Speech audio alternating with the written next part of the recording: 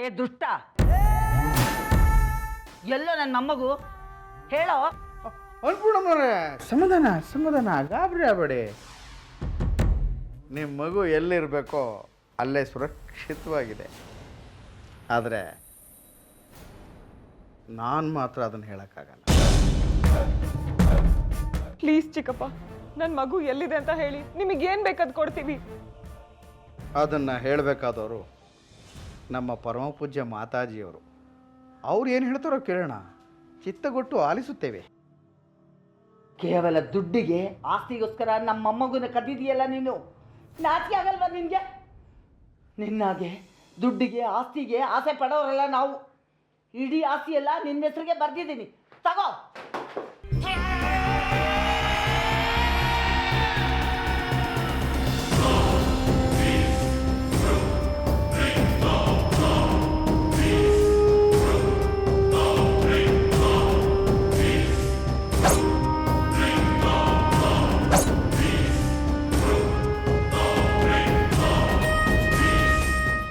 ಇವಾಗಲಾದ್ರೂ ನಮ್ಮ ಮಗು ಎಲ್ಲಿ ಅಂತ ಹೇಳೋ.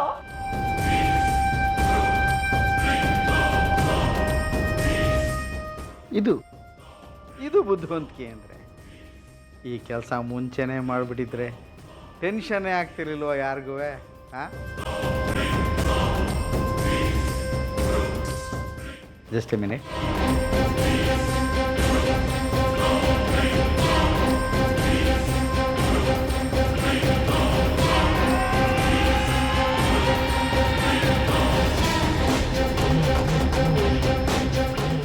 ಒಂದು ನಿಮಿಷ, ಮಗುಗೆ ಏನು ಮಾಡಬೇಡ.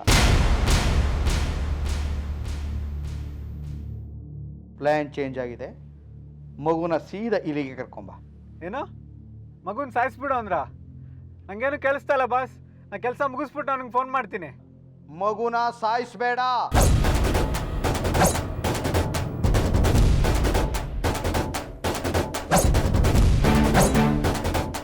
ಹಲೋ ಹಲೋ ಅಲ್ಲ, ಕೇಳಿಸ್ತಾ ಇದೀನೋ?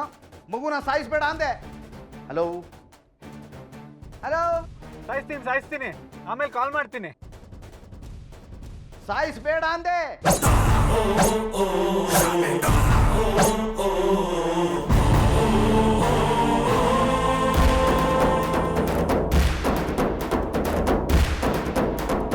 ಹಲೋ ಚಿಕ್ಕಪ್ಪ, ಸಾಯಿಸ್ಬೇಡ ಅಂತೆಲ್ಲ ಹೇಳ್ತಿದ್ದೀರಲ್ಲ, ನಮ್ಮ ಮಗುಗೆ ಏನ್ ಮಾಡ್ಬೇಕು ಅನ್ಕೊಂಡಿದ್ದೀರಾ? ಪ್ಲೀಸ್ ಚಿಕ್ಕಪ್ಪ, ನನ್ನ ಮಗುಗೇನು ಮಾಡಬೇಡಿ. ಪ್ಲೀಸ್ ನನ್ನ ಮಗು ಕೊಟ್ಬಿಡಿ. ಫೋನ್ ಬೇರೆ ಹಾಳಾದ್ದು, ಸರಿಯಾದ ಟೈಮಿಗೆ ಕೈ ಕೊಡುತ್ತೆ. ಥತ್ ಏಯ್, ಫೋನ್ ಹಾಳಾಗೋಗ್ಲಿ ಕಣೋ. ಮಗು ಎಲ್ಲಿದೆ ಅನ್ನೋ ಜಾಗನಾರು ನಿನಗೆ ಗೊತ್ತಲ್ಲ, ಅಟ್ಲೀಸ್ಟ್ ಅದನ್ನ ತೋರ್ಸ್ ನಡಿ. ಪ್ಲೀಸ್ ಚಿಕ್ಕಪ್ಪ, ಮಗು ಎಲ್ಲಿದೆ ಅಂತ ತೋರಿಸಿ. ಅಪ್ಪ,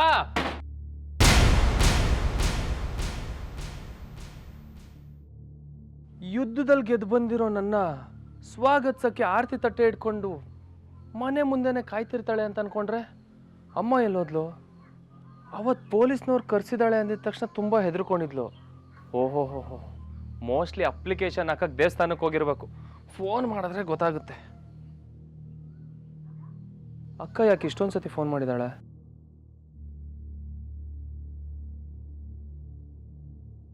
ಹೆದರ್ಕೋಬೇಡಮ್ಮ, ಏನೂ ಆಗಲ್ಲ. ಡಾಕ್ಟರ್ ನೋಡ್ತಿದ್ದಾರಲ್ವಾ. ರವಿ ಫೋನ್. ಹಲೋ ರವಿ, ಎಲ್ಲಿದೆಯೋ? ಸ್ಟೇಷನಿಂದ ಆಚೆ ಬಂದ್ಯಾ? ಹ್ಞೂ ಅಕ್ಕ, ಇವಾಗ ಬಂದೆ. ಅವತ್ತು ಅಮ್ಮ ತುಂಬ ಹೆದರ್ಕೊಂಡಿದ್ಲಲ್ಲ, ಅದಕ್ಕೆ ಅಮ್ಮಂಗೆ ಒಂದ್ಸತಿ ಮುಖ ತೋರಿಸ್ಬಿಟ್ಟು ಆಮೇಲೆ ನಿಮ್ಮ ಮನೆಗೆ ಬರೋಣ ಅಂದ್ಕೊಂಡಿದ್ದೆ. ಆದರೆ ಇಲ್ಲಿ ನೋಡಿದ್ರೆ ಅಮ್ಮ ಅಪ್ಪ ಇಬ್ಬರು ಮನೇಲಿಲ್ಲ. ನಿಮ್ಮ ಮನೆಗೆ ಏನಾದರೂ ಬಂದಿದ್ದಾರಾ?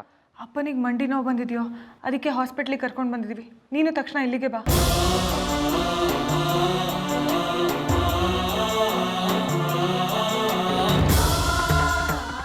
ಹೌದಾ? ಏನಾದರೂ ಸೀರಿಯಸ್ ಏನೇ? ಇನ್ನೂ ಗೊತ್ತಿಲ್ಲ ಕಣೋ, ಡಾಕ್ಟರ್ ಚೆಕ್ ಮಾಡ್ತಿದ್ದಾರೆ. ನೀನು ತಕ್ಷಣ ಹಾಸ್ಪಿಟ್ಲಿಗೆ ಬಾ. ಯಾವ ಆಸ್ಪತ್ರೆ? ಮನೆ ಹತ್ರ ಇರೋ ಸಂಜೀವ್ನಿ ಹಾಸ್ಪಿಟಲ್. ನಾನು ಈಗಲೇ ಬರ್ತೀನಿ. ಸರಿ. ರವಿ ಬರ್ತಿದ್ದಾನೆ.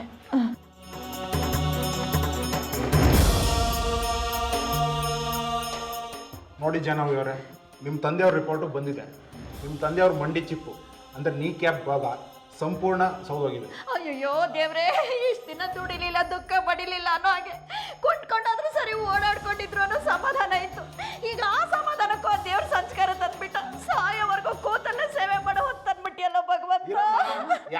ನಿಮ್ಮ ಯಜಮಾನ ನಡೆಯೋಕ್ಕಾಗಲ್ಲ ಅಂತ. ಹಿಂಗ್ ನೀವೇ ಹೇಳಿದ್ರಲ್ಲ ಡಾಕ್ಟ್ರೆ. ನಾನು ಹೇಳಿದ್ದು ಹಂಗಲ್ಲ. ಒಂದು ನಿಮಿಷ ನಾನು ಮಾತಾಡ್ತೀನಮ್ಮ.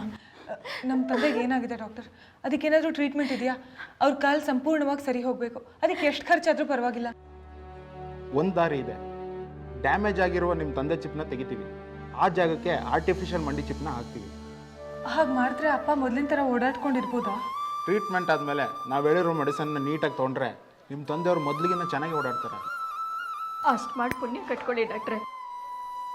ಈ ಆಪ್ರೇಷನ್ ಮಾಡಿದ್ರೆ ಅಪ್ಪನಿಗೆ ನೋವಾಗಲ್ವಾ? ಖಂಡಿತ ಇಲ್ಲ. IV ಫ್ಲೂಯಿಡ್ಸ್ ಕೊಡ್ತೀವಿ, ಆ್ಯಂಟಿಬಯೋಟಿಕ್ ಮಾತ್ರೆ ಕೊಡ್ತೀವಿ, ಸೊಂಟಕ್ಕೆ ಇಂಜೆಕ್ಷನ್ ಕೊಡ್ತೀವಿ. ಅವ್ರಿಗೆ ಆಪ್ರೇಷನ್ ಆಗೋದೇ ಗೊತ್ತಾಗಲ್ಲ. ಸ್ವಲ್ಪ ರಕ್ತ ಹೋಗುತ್ತೆ, ರಕ್ತದ ಅವಶ್ಯಕತೆ ಬೀಳ್ಬೋದು. ಬ್ಲಡ್ ಬ್ಯಾಂಕಿಂದ ರಕ್ತ ಅರೇಂಜ್ ಮಾಡ್ತೀವಿ. ಓಕೆ ಡಾಕ್ಟರ್, ಆಪ್ರೇಷನ್ ಮಾಡಿಬಿಡಿ. ಸ್ವಲ್ಪ ಅಮೌಂಟ್ನ ಈಗಲೇ ರಿಸೆಪ್ಷನ್ಗೆ ಕಟ್ಬಿಡಿ. ಇಮಿಡಿಯೇಟಾಗಿ ಆಪ್ರೇಷನ್ ಶುರು ಮಾಡಿಬಿಡೋಣ. ಟೋಟಲ್ ಟ್ರೀಟ್ಮೆಂಟಿಗೆ ಎಷ್ಟು ಖರ್ಚಾಗ್ಬೋದು? 4-5 ಲಕ್ಷ ಖರ್ಚಾಗುತ್ತೆ. ಒಂದು 2 ಲಕ್ಷನ ಅಡ್ವಾನ್ಸಾಗಿ ಕಟ್ಬಿಡಿ. Okay doctor. ಓಕೆ, ನಾನು ಈಗಲೇ ಆಪ್ರೇಷನ್ಗೆ ರೆಡಿ ಮಾಡ್ತೀನಿ.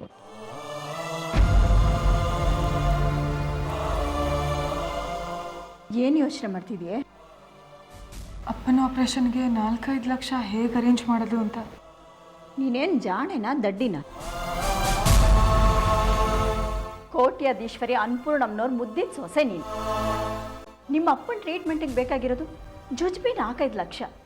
ನೀನು ಕೇಳಿದ್ರೆ ಅನ್ನಪೂರ್ಣಮ್ಮ ಕೊಡದೇ ಇರ್ತಾರಾ? ಕೇಳಿದ್ರೆ ಅವ್ರು ಕೊಡ್ತಾರೆ, ಆದರೆ ಕೇಳಕ್ಕೆ ನನಗೆ ಮುಜುಗರ. ಮುಜುಗರನೋ ಮುಂಜಾಗ್ರತೆನೋ? ಏನು ನಿಮ್ಮ ಮಾತಿನ ಅರ್ಥ? ನಾವು ಮೊದಲೇ ಗತಿಗೆಟ್ಟವರು. ಒಂದು ಸ್ವಲ್ಪ ದೊಡ್ಡ ಖರ್ಚು ಬಂದರೂ ನಿಮ್ಮ ಮೇಲೆ ಅವಲಂಬನೆ ಆಗಿರೋರು.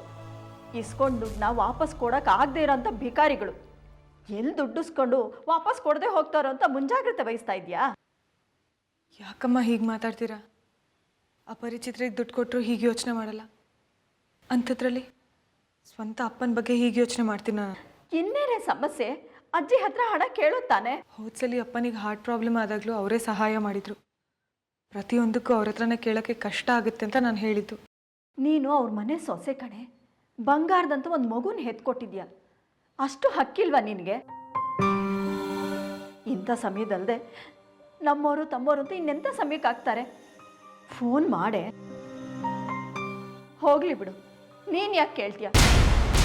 ಮಂಡಿ ಮೂಳೆ ಸೌಸ್ಕೊಂಡು ಬಿದ್ದಿರೋದು ನನ್ನ ಗಂಡ ತಾನೆ. ಹೇಗೋ ಕಷ್ಟಪಟ್ಟು ನಾನು ನನ್ನ ಮಗನೇ ಸರಿ ಮಾಡಿಸ್ತೀವಿ. ನಮ್ಮ ಕೈಲಿ ಆಗಲಿಲ್ಲ ಅಂದರೆ ಅವ್ರಿಗೂ ಒಂದು ತೊಟ್ಟು ವಿಷ ಹಾಕಿ ನಾವು ಸತ್ತು ಹೋಗ್ತೀವಿ. ಏನಮ್ಮ ನೀನು ಯಾಕೆ ಸಾಯೋ ಮಾತಾಡ್ತೀಯ? ಮತ್ತಿನ್ನೇನು ಮಾಡಲಿ ಹೇಳು? ಅವ್ರು ಕುಂಡ್ಕೊಂಡು ಓಡಾಡುವಾಗಲೇ ನನ್ನ ಕೈಲಿ ನೋಡೋಕ್ಕಾಗ್ತಿರ್ಲಿಲ್ಲ, ಹಿಂಸೆ ಆಗ್ತಾಯಿತ್ತು. ಇನ್ನು ಎತ್ತು ಓಡಾಡೋಕ್ಕೆ ಆಗದೆ ಇದ್ರೆ ಅದನ್ನೆಲ್ಲ ನೋಡ್ಕೊಂಡು ಹೇಗೆ ಇರಲಿ? ನನ್ನ ಕೈಲಿ ಅದನ್ನೆಲ್ಲ ಸಹಿಸ್ಕೊಂಡಿರೋಕ್ಕಾಗೋದಿಲ್ಲ. ನಮ್ಮ ಕೈಲಿ ಟ್ರೀಟ್ಮೆಂಟ್ ಕೊಡ್ಸೋಕ್ಕಾಗಲ್ಲ.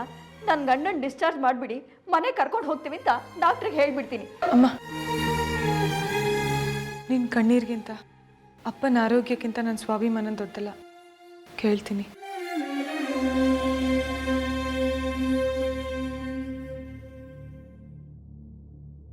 ಹಲೋ ಅಜ್ಜಿ, ಅಪ್ಪನಿಗೆ ಆಪ್ರೇಷನ್ ಮಾಡಬೇಕಂತೆ. 5 ಲಕ್ಷ ಆಗುತ್ತಂತೆ. ಹೌದಾ? ಥ್ಯಾಂಕ್ಸ್ ಅಜ್ಜಿ. ಹಾಂ, ಕೊಡ್ತಾರಂತೆ. ಜಾನ್ವಿ, ನೀನಾಗೆ ಮನೆಗೆ ಬರ್ತೀಯೋ ಇಲ್ಲ ಅಮ್ಮನಿಗೆಲ್ಲ ವಿಷಯನೂ ಹೇಳಿ ಅಮ್ಮನ ಮುಖಾಂತರ ಮನೆಗೆ ಕರ್ಸ್ಲೋ?